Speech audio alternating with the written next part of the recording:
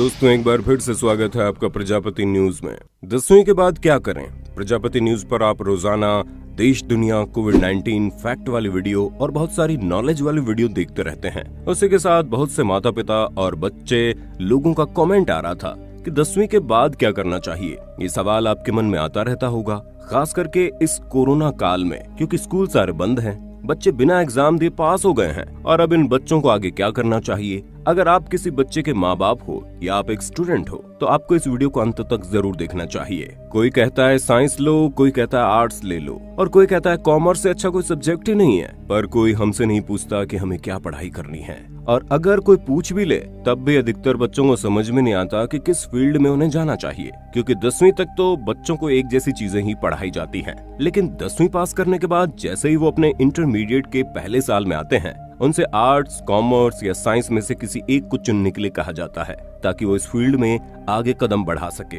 अब कहने को तो ये छोटा सा डिसीजन है, लेकिन इसका असर हमारी जिंदगी में बहुत ज्यादा पड़ता है, क्योंकि बच्चे दूसरों की कही बातों में आकर गलत सब्जेक्ट चुन लेते हैं और उसका पछतावा उन्हें जिंदगी भर होता है। और ऐसा आपने कई सारे बच्चों को कहते हुए भी सुना होगा। अब आप ऐसी गलती ना करें या फिर आपके बच्चे ऐसी गलती ना करें, इसलिए मेरे यानी अपने दोस्त विशाल प्रजापति के साथ वीडियो को अंत तक जरूर देखना, क्योंकि आज हम आपको बताएंगे 10वीं के बाद आपके लिए कौन सा सब्जेक्ट सबसे ज्यादा सही है।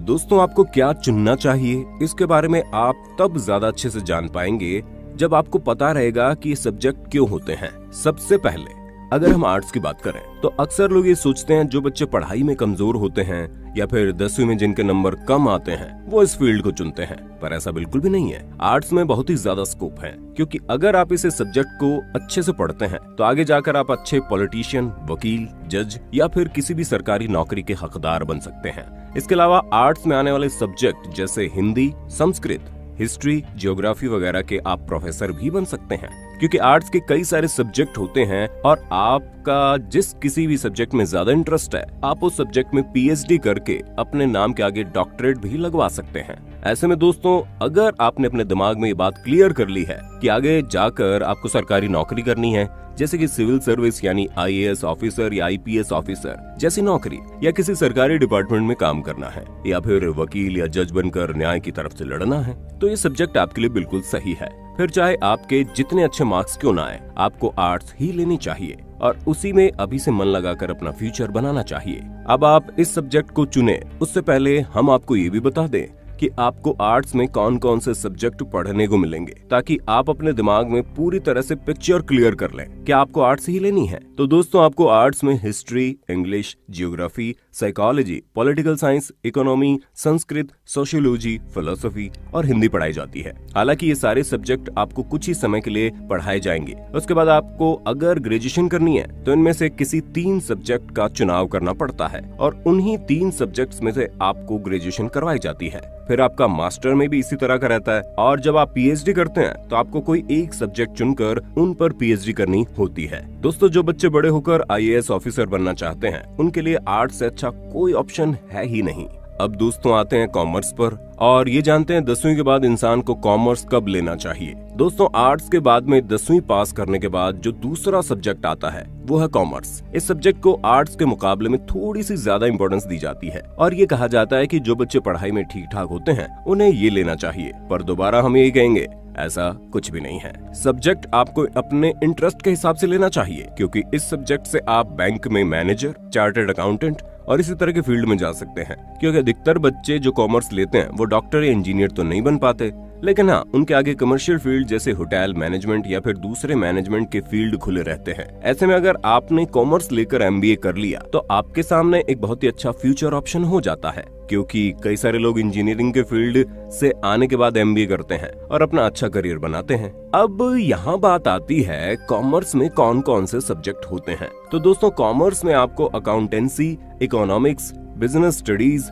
इंग्लिश और मैथमेटिक्स, ये वो वाली मैथ्स नहीं होती जो आपको नॉर्मल पढ़ाई जाती है। इस कॉमर्स वाली मैथ में आपको कैलकुलेशन ज्यादा करनी होगी, ना कि फार्मूला का रट्टा मारना होगा। दोस्तों, अगर आप कॉमर्स पढ़ते हैं तो आप इन सब्जेक्ट से आगे पढ़ाई करेंगे। अगर आपको इन सब्जेक्ट में इंटरेस्ट है, यानी आपको भारत की अर्थव्यवस्था, अकाउंट को मैनेज करना और बिजनेस वगैरह में रुचि है, तो आप कॉमर्स ले सकते हैं। आगे बढ़ने से पहले अगर आप हमारे चैनल पर नए हैं तो प्लीज सब्सक्राइब करके घंटा हिलाना मत भूलना, ऐसा करने से आप पर कृपा आनी शुरू हो जाएगी। ट्राई करो, इट्स वर्क।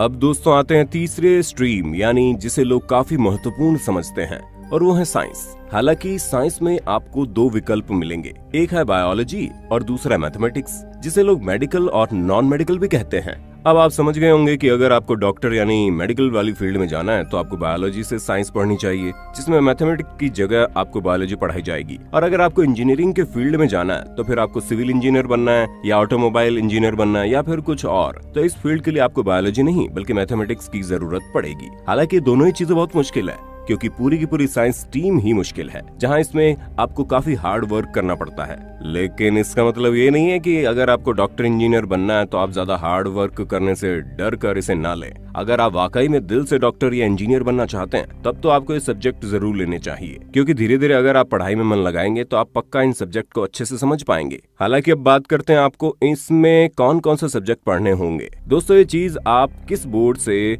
पढ़ाई कर रहे हैं उस पर डिपेंड करती है, लेकिन अगर आप नॉर्मल तौर पर बात करते हैं तो अगर आप 10वीं के बाद मेडिकल वाली साइंस लेंगे तो उसमें आपको बायोलॉजी, केमिस्ट्री, फिजिक्स पढ़नी पड़ेगी। हालांकि कई जगह पर हिंदी इंग्लिश पढ़ाई जाती है और कई जगह पर इसके साथ साथ कंप्यूटर साइंस और बायोटेक्नोलॉजी भी पढ़ाई जाती है। ये अलग अलग बोर्ड पर डिपेंड करता है। ठीक वैसे ही नॉन मेडिकल साइंस में भी होता है, बस इसमें आपको बायोलॉजी की जगह मैथमेटिक्स पढ़ाया जाएगा।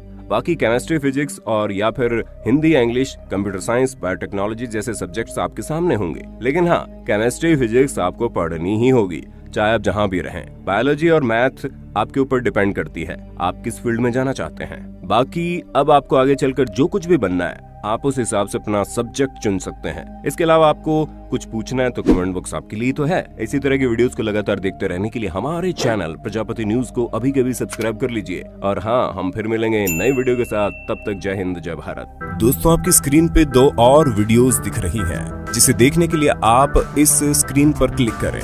दोनों देखिएगा, बहुत अच्छी वीडियो बनी है।